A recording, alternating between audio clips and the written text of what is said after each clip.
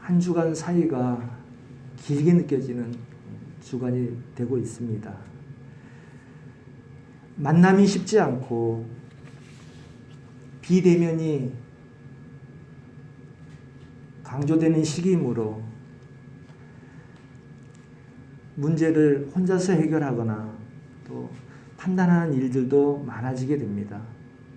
고립되어 있는 사람들이 조언을 듣거나 또 도움을 받기가 어려운 시대입니다. 홀로 고독하게 하늘나라로 가는 사람들이 있습니다. 세상을 떠나는 사람들이 많이 있습니다.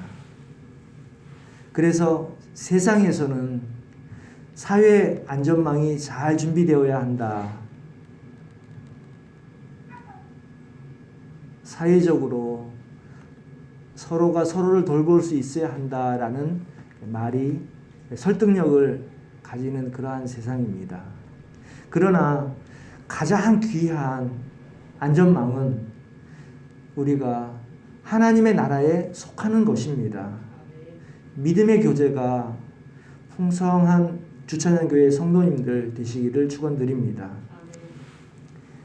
시대가 악하고 미혹이 극심하고 또 환란이 더하여지는 그러한 시대입니다.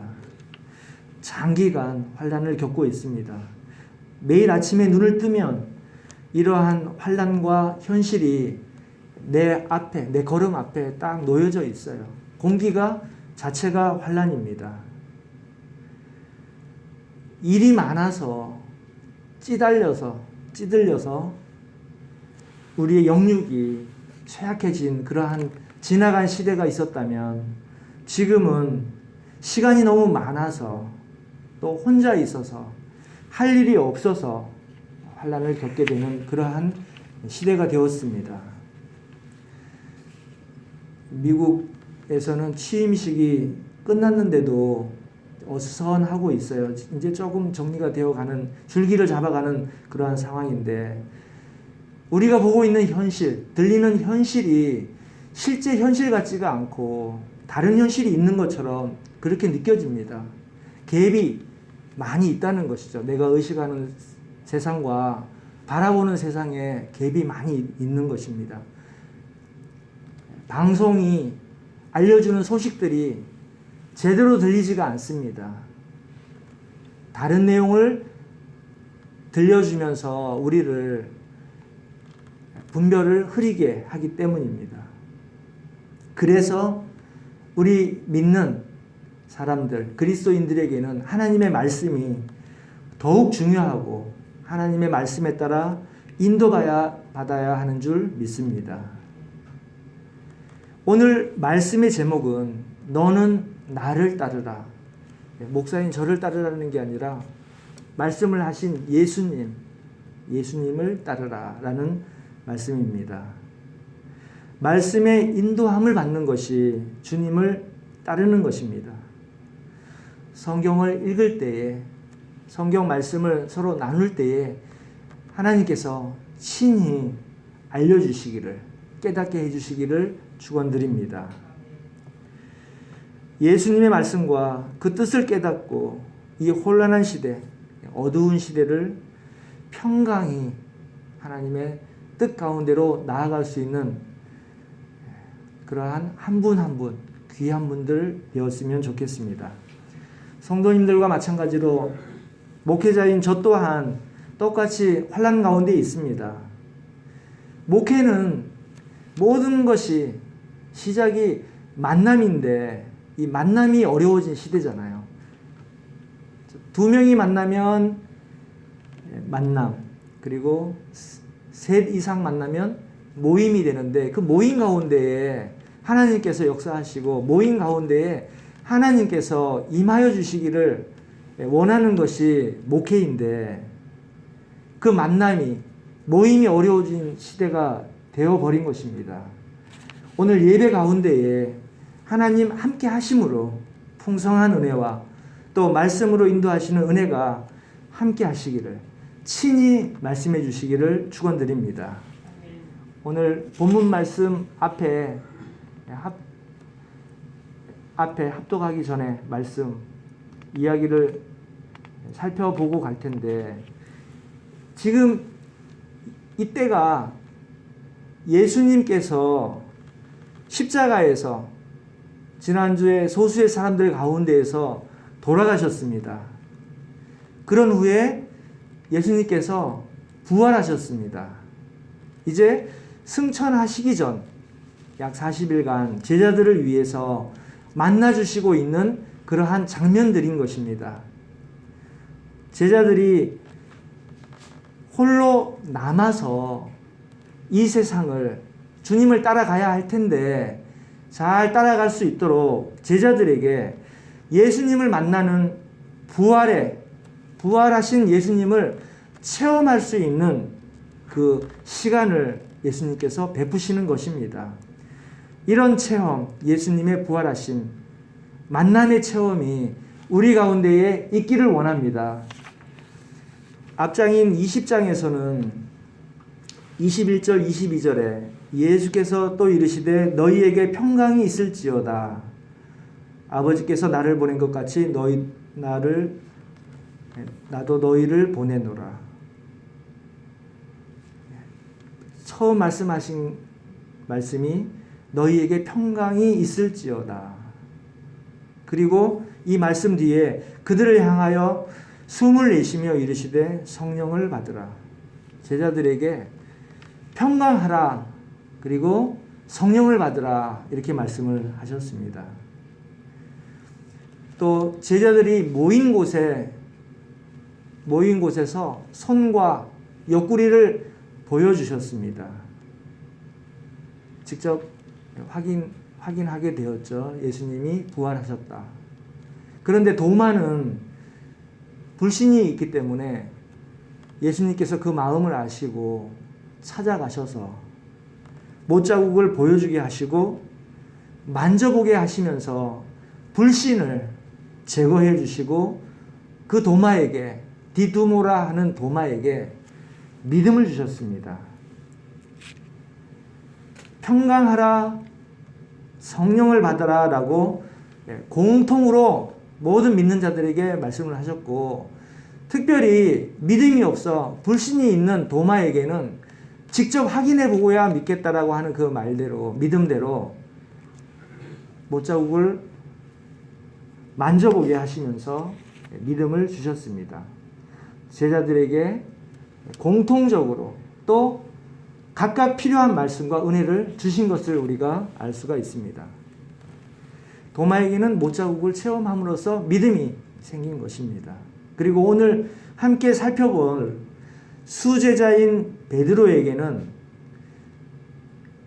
또 특별한 은혜를 베푸십니다. 우리가 너무나 잘 알고 있는 내 양을 치라 3번 말씀하셨잖아요. 내가 나를 사랑하느냐 3번 묻고 3번 내 양을 치라 말씀을 하셨는데, 특별한 말씀을 더하여 주신 것입니다. 오늘 함께 하신 모두에게도 한 분 한 분 친히 말씀해 주시는 예수님 말씀이 있기를 원합니다. 이제 오늘 장면은 21장 3절에 시몬 베드로가 나는 물고기 잡으러 가노라 하고 제자들과 함께 고기 잡으러 나가서 고기를 한 마리도 잡지 못하는 그러한 상황을 보여주고 있습니다. 이때 예수님께서 오셔서 153마리의 고기를 잡게 해주셨습니다. 우리가 잘 알고 있는 말씀입니다. 부활하신 예수님께서 베드로와 제자들의 삶의 현장에서 문제들을 해결해 주시고 도와주시고 친히 숯불에 구운 생선과 떡을 준비하시고 베드로에게 특별히 또 말씀을 전하시는 것을 우리가 볼 수가 있습니다. 9절 10절을 함께 보십니다. 9절 10절 육지에 올라보니 숯불이 있는데 그 위에 생선이 놓였고 떡도 있더라. 숯불이 있고 그 위에 생선이 놓였고 떡도 있더라. 예수님께서 미리 준비해 놓으신 겁니다. 미리. 제자들 상관없이 미리. 그리고 10절에 예수께서 이르시되 지금 잡은 생선을 좀 가져오라. 그리고 또 예수님께서 도와주셔서 잡은 고기를 가져오라 하시고 그 떡과 생선을 제자들에게 베푸시는 그 장면입니다. 이 장면을 읽을 때마다 언제나 감동이 밀려옵니다. 성경에 그런 장면들이 많이 있는데 제가 주찬양교회에 온 지 얼마 안 돼서 이 말씀을 전했던 때가 기억이 납니다. 마치 예수님께서 떡과 생선으로 위로해 주시는 것 같은 감동을 받았습니다. 함께 예배 드릴 때, 교회에서 성도님들과 교제를 할 때에 특별히 가보고 싶은 곳은 없어요, 지금. 그러나 이스라엘, 예수님이 다니신 그 발자취는 한번 가보고 싶습니다. 그 중에서도 이 디베랴로 불리는 이 해변에 예수님의 말씀을 상고하고 그 은혜를 한번 묵상해보고 싶은 그런 마음이 있습니다. 지금은 요원한데 하나님께서 뜻이 있으시면 기회를 주시리라 믿습니다. 예수님의 말씀, 예수님의 발자취, 예수님의 은혜, 도우심, 함께하심, 이러한 은혜가 우리에게 늘 항상 풍성히 있기를 원합니다. 그러한 믿음의 삶 가운데 늘 승리하시기를 주님의 이름으로 축원드립니다. 오늘 말씀에서는 먼저 첫 번째는 주님께서 나를 따르면 따라오라 하셨는데 주님께서 나를 따르면 첫 번째로 영광을 돌리는 삶이 되게 해주신다고 하시는 것입니다. 18절, 19절 두 절 말씀은 본문인데 함께 합독하지는 않았습니다. 지금 18절, 19절 두 절을 합독하시겠습니다. 내가 진실로 진실로 네게 이르노니 젊어서는 네가 스스로 띠뛰고 원하는 곳으로 다녔거니와 늙어서는 네 팔을 벌리리니 남이 네게 띠띠우고 원치 아니하는 곳으로 데려가리라. 이 말씀을 하심은 베드로가 어떠한 죽음으로 하나님께 영광을 돌릴 것을 가리킴이니라. 이 말씀을 하시고 베드로에게 이르시되 나를 따르라 하시니 아멘. 베드로에게 말씀을 하십니다. 첫 번째는 영광을 돌리는 삶인데 그 영광을 돌리는 삶에 대해서 이렇게 말씀을 하십니다. 젊어서는 스스로 띠뛰고 원하는 곳으로 다녔는데 젊어서는 나이뿐만 아니라 믿음을 가지고 있는 사람이라도 초신자 때, 어릴 때에는 맘대로, 내 맘대로, 자의로 이렇게 내가 원하는 곳을 다녔다. 이렇게 해석할 수 있습니다. 띄우고는 영어 성경에서는 드레스드, 옷 입고예요. 옷. 자기 열심으로 자기 행위를 원하는 것을 하는데 젊어서는 내 맘대로 자의로 다녔다. 그런데 나이가 들어서는 영적으로 성장해서는 남이 팔을 벌리고 원치 아니하는 곳으로 데리고 간다 하십니다. 20절에서 말씀하신 것처럼 20절의 말씀은 19절의 말씀이네요. 19절의 말씀은 어떠한 죽음으로 하나님께 영광을 돌릴 것이라 이렇게 말씀을 하신 것이지 않습니까? 팔을 벌리는 십자가 죽음, 순교를 말씀하시는 것입니다. 남이 팔을 벌리고 우리의 믿음 생활에 적용을 한다면 나 중심적인 삶에서 신앙이 성숙되고 성장되면 타인 중심적인 삶, 용서하는 삶, 베푸는 삶, 보살피는 삶을 살게 되는 것입니다. 요한복음 15장에서 사람이 친구를 위하여 자기 목숨을 버리면 이보다 더 큰 사랑이 없나니 이렇게 띄우고 옷을 입고 다닌다고 했는데 이 옷은 보내주실 성령인 것입니다. 영광 돌리는 삶을 살기 위해서는 예수님의 말씀을 통해서 평강하고 또 성령을 받아 영접하여 성령이 인도하시는 대로 끌려가는 것입니다. 20절에서 말씀하신 영광을 돌릴 것, 이것이 성령을 영접하고 성령께서 인도하시는 대로 영광을 돌리는 삶을 살아내시기를, 이루시기를 주님의 이름으로 축원드립니다. 두 번째로는 너는 나를 따르라 라고 하신 말씀은, 너는 각자 두루뭉실하게 우리는 너희들은이 아니라 너는 각자, 베드로는 베드로, 도마는 도마, 요한은 요한에게 나를 따르라 하신 말씀은 예수님과 나 자신과의 관계가 중요하다는 말씀입니다. 오늘 합독하신 말씀 중에서 21절에 베드로가 예수님께 이렇게 물어보잖아요. 예수께 여짜오되 주여 이 사람은 어떻게 되겠삼나이까? 22절에 예수께서 가라사대 내가 올 때까지 그를 머물게 하고자 할지라도 네게 무슨 상관이냐? 너는 나를 따르라 하시더라.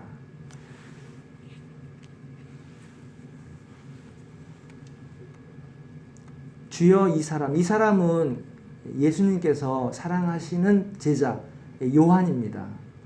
요한은 자기를 드러내지 않고 자기를 예수님이 사랑하시는 제자라는 그렇게 은유법으로 기록을 했습니다. 베드로가 그 요한이 어떻게 되는지 궁금했던 것입니다. 자신은 남이 띠띠우고 팔 벌리고 데려가고 죽게 된다고 하니까 요한이 궁금해진 것입니다. 이때 요한의 일, 요한이 죽는가 사는가, 또 어떻게 죽는가, 이것은 베드로와 상관이 없고 예수님과 요한의 일이다, 이렇게 예수님께서 말씀하십니다. 베드로 너는 나를 따르라 라고 말씀하시고 계십니다. 네게 무슨 상관이냐? 너는 나를 따르라 하시더라. 여기서 교훈을 얻는 것은 다른 사람과 예수님과의 관계는, 그 사람의 믿음은 하나님께 맡기는 것입니다. 우리가 도와줄 수는 있고 도고 기도할 수는 있지만 그것을 판단하고 그것과 비교하고 나와 비교하고 경쟁해서는 안 되는 것입니다. 나는 나와 예수님의 관계를 잘 세워가야 한다는 것을 교훈을 얻을 수 있습니다. 23절을 보면 이 말씀이 형제들에게 나가서 그 제자는 죽지 아니하겠다 하였으나 예수의 말씀은 그가 죽지 않겠다 하신 것이 아니라 내가 올 때까지 그를 머물게 하고자 할지라도 네게 무슨 상관이냐 하신 것이라. 요한이 순교를 하든 영생을 하든 그 과정이 중요한 것이 아니고 그를 머물게 할지라도, 살아있게 할지라도, 다시 올 때까지 살아있게 할지라도 베드로와 무슨 상관이냐, 이렇게 말씀을 하신 것입니다. 예수님과의 관계가, 나와의 관계가 온전하게 되시기를 주님의 이름으로 축원드립니다. 세 번째로는 너는 나를 따르라 라고 하는 이 말씀은 말씀의 인도하심에 따라 순종해야 된다는 것을 잘 알려주고 있습니다. 예수님과 베드로와 예수님과의 관계만 살펴본다면 처음에 마태복음 4장 19절에 나를 따라오라 이렇게 말씀하시면서 예수님께서 내가 너희로 사람을 낚는 어부가 되게 하리니 라고 말씀을 하신 적이 있었습니다. 3년 전이죠. 이제 갈릴리에서 고기를 잡을 때, 일상생활 속에 있었을 때, 누가복음 5장 4절에 보니까 깊은 데로 가서 그물을 내려 고기를 잡으라 체험을 주시고 부르셨습니다. 마태복음 8장 21절 22절에 보면 너는 나를 따르라 하시니라 이 말씀이 있습니다. 베드로를 부르시고 또 삶의 현장에서 고기를 잡게 도와주시고 깊은 데로 가라고 하면서 도와주셨잖아요. 두 번 도와주셨죠. 그리고 말씀을 주셨습니다. 그 가운데에 제자 중에 한 명은 내 아버지를 장사하게 허락하옵소서라고 이렇게 예수님께 요청했을 때에 예수님께서 죽은 자들은 그들의 죽은 자들을 장사하게 하고 너는 나를 따르라 라고 말씀하셨습니다. 이때도 그 묻는 제자에게 너는 나를 따르라. 각자가 예수님을 따라가는 것입니다. 어떻게 따라가느냐? 예수님께서 말씀을 잘 따라서 말씀하신 말씀을 좇아서 공통적으로 하신 말씀도 있지만 평강하라, 성령을 받으라 공통적으로 말씀하신 말씀도 있지만 각 사람에게 예수님께서 친히 인도하여 주시는 것입니다. 그런 후에 3년이 지났잖아요. 예수님 제자로서 따라다녔는데 또 따라오라고 하십니다. 요한복음 13장에 보면 지금은 따라올 수 없으나 후에는 따라오리라 라고 말씀하셨어요. 여러 번. 내가 가는 길을 따라올 수 없다고 말씀하시고 후에는 따라온다. 성령을 받고 난 이후에는 따라온다. 그리고서는 우리가 잘 알고 있는 마태복음 마지막 장 28장 19절 20절에 땅끝까지 가라고 말씀을 하셨습니다. 이제는 또 말씀에 따라 땅끝까지 가는 것, 그것이 예수님을 따라가는 것이다 라고 말씀을 하셨습니다. 그리하여 내가 너희에게 분부한 모든 것을 가르쳐 지키게 하라고 하셨습니다. 말씀으로 인도하시는 것을 우리가 잘 알 수가 있습니다. 예수님께서 하시는 말씀, 우리를 상황 가운데에서 인도하실 때에 순종할 수 있게 되시기를 바랍니다. 하나님의 백성이요, 하나님의 자녀요, 예수님의 제자로 사는 것은 주어진 말씀 잘 지키는 것으로부터 시작을 하는 것입니다. 이 말씀을 지키는 가운데에 어려움도 있고 또 말씀을 지키는 가운데에 말씀하신 의도, 그 말씀의 뜻이 무엇인지를 우리가 성장하면서 성숙하면서 장성함에 이르는 데까지 차례대로 깨닫게 되는 것입니다. 하나님을 의지해서 말씀을 지키고 살면서 그 말씀이 우리를 변화시켜 주시는 그 체험, 변화, 성화의 과정들이 하나님의 닮은 모습이 될 줄 믿습니다. 그러한 변화의 삶을 살아갈 수 있게 되시기를 축원드립니다. 말씀을 마무리하겠습니다. 믿음을 전해보면 다들 안 믿는다, 거절하는 경우가 많이 있습니다. 그런데 그 거절하는 사유, 그리고 믿지 않는 이유, 딜레이 시키는 이유를 살펴보면 그리스도인들이 본이 안 되기 때문에 그렇게 핑계를 대는 사람이 있고, 자신이 더 믿는 그리스도인들보다 더 의롭다라고 여기는 것입니다. 그리고 또 한 가지는 믿는 사람이 없다는 거죠. 내 곁에는 믿는 사람이 없다는 것입니다. 다들 안 믿기 때문에 나도 안 믿는 쪽으로 간다는 것입니다. 이 시대에 우리가 말씀을 알면 악하고 미혹이 심한 것을 잘 분별할 수 있잖아요. 너무나 잘 보이잖아요. 세상이 그렇게 흘러가는 것을, 말씀과 다르게 흘러가는 것을 잘 알게 되지 않습니까? 그런데 사람들은 하나님의 말씀을 보는 것이 아니라 세상을 보는 것입니다. 많은 사람들이 가는 길이 옳은 길처럼 착각하게 되는 것입니다. 쉬운 말로 트렌드가 이렇다는 거잖아요. 트렌드. 세상이 이렇게 흘러가기 때문에 나도 그렇게 흘러가야 된다는 것이죠. 이런 것들은 위험한 것입니다. 믿음은 두루뭉실한 것이 아닙니다. 교회 생활도 믿음 가운데에서, 말씀 가운데서 바르게 생활할 수 있도록 늘 인도함을 받기를 원합니다.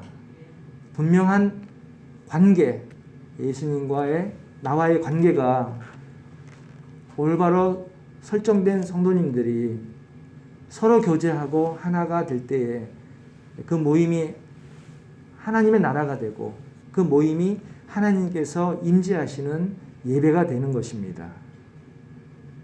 세상에 본이 되지 못하는 그리스도인도 많고 목회자도 많이 있습니다. 물론 드문 일입니다. 잘못된 케이스 하나가 전체를 대변하는 것은 절대로 아닙니까? 남모르게 잠잠히 숨어서 말씀을 따라가며 하나님의 뜻을 받드는 사람들이, 그리스도인들이 더 많은 것입니다.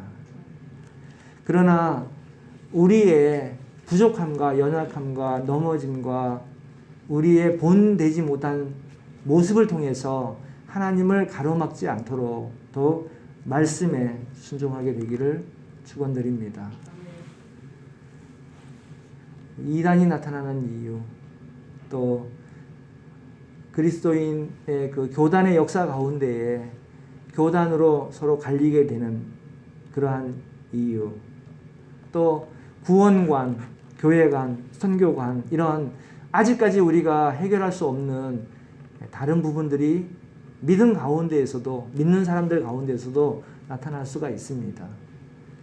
행함이 더 드러날 때에, 나의 의가 드러날 때에 오히려 기도하는 것이 더 유익하다라고 생각하는, 이런 서로 논쟁이 되는 경우가 있는데, 말세론도 마찬가지죠. 환난 전 휴거, 또 환난 후 휴거, 중간 환난설, 이런 과정들이 있는데, 이 또한 말씀을 붙들고 가는 과정에 세상 끝날까지 그리스도인으로서 성장하고 성숙하는 과정이라고 믿습니다.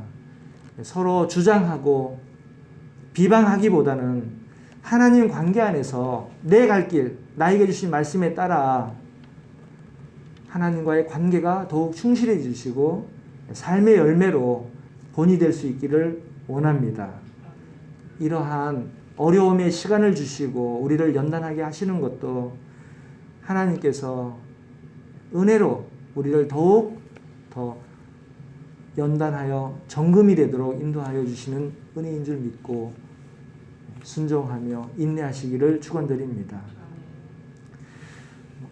대면 예배, 비대면 예배, 이런 부분도 많이 서로 의견 충돌이 있을 수 있습니다. 또 한간에 교회 개혁, 예배 개혁, 이러한 말들도 들고 나오는 사람들이 있습니다. 그러나 이 말은 맞기도 하고 틀리기도 한 말이에요. 가장 성경적인 것이 개혁인데, 개혁하자 그러면 성경 외에 다른 것을 찾게 될 위험도 생기기 때문입니다. 그러므로 하나님 주신 말씀을 우리가 잘 따라서 말씀을 깨닫고 쫓아가면서 성장하고 성숙하며 하나님의 의를 이룰 수 있도록 우리를 인도해 주시기를 늘 기도해야 할 줄로 믿습니다. 말씀에 따라 주님의 뜻대로 열매를 맺게 되시기를 주님의 이름으로 축원드립니다. 시대가 한 분 한 분의 책임, 내 입장에서는 책임이 중요하고 또 사람이 할 수 있는 일이 아니기 때문에 하나님의 은혜를 간구드리고 말씀에 갈급해하며 어떻게 해야 한다고 말하기 이전에 행하면서 본을 보임으로써 승리하게 되시기를 주님의 이름으로 축원드립니다. 기도하시